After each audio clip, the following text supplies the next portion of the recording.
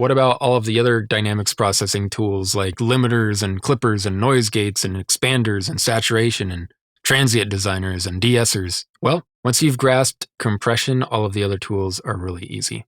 A limiter is just a compressor with a ratio that is set so high that it does not allow the input signal to cross that threshold.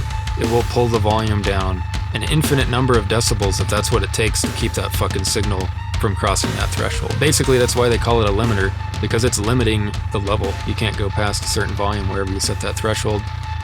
That's as loud as it's going to get.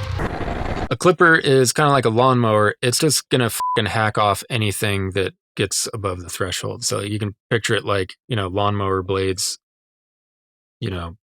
anything above that's just getting it hacked off. So there's no volume drop. It's basically like standing on top of a train that's about to go through a tunnel. If you're over a specific height, you are not going with that train.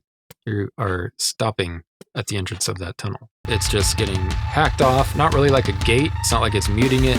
It's just not letting the signal go any further. Like if you look at the waveform, instead of being a nice, smooth, rounded thing at the top, it just gets to a certain point where that threshold is, and it just flatlines it. You would think that clipping would be really destructive, and I guess technically it is, but it actually can sound quite a bit more transparent than limiting, just because it's so instantaneous. It's actually pretty good at preserving transient information if you use it correctly, which basically just means don't over fucking do it.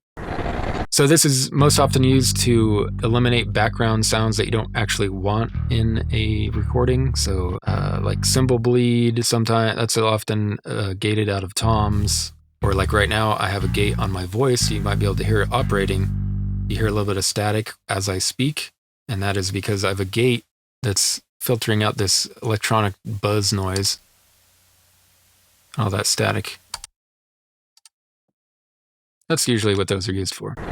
Saturation works a little bit differently from compression, but the way that it's usually utilized, I'm just going to include it here because it's really good at kind of softening transients. And if you ever want kind of just more of something, like if you want something to be just like thicker or juicier or more whatever, saturation is pretty good for that sort of effect. It can range from just subtle transient softening to like an actual audible sizzle, almost like a distortion sort of effect. And I like to think of it kind of like, pushing a signal into it kind of in the same way as compression, but instead of pushing it into like a flexible membrane, you're pushing it into kind of a cloud where it kind of just almost like you're pushing it into like a shag carpet that just adds like warmth and harmonics and just kind of fills everything out.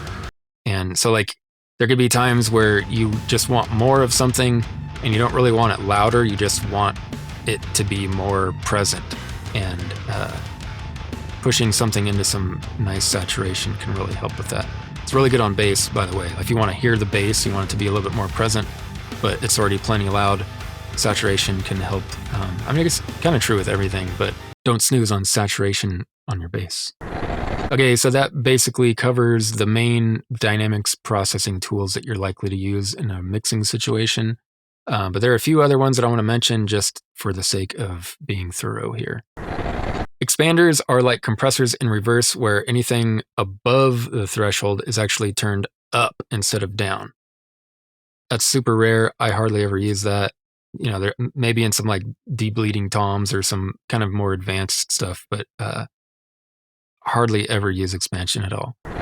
Expansion is not to be confused with upward compression, which is a completely different thing. That's where you're increasing the volume of anything below the threshold, and anything above the threshold is left alone. Instead of making the loud parts quieter, you're making the quiet parts louder. Sounds like the same thing as compression, but it's a little bit different. So these tools are so rare that unless you have some very specific need for it, you can just go ahead and forget that they exist for now. Transient designers and de-essers are kind of specialty use tools, and I'm going to cover those in a different video.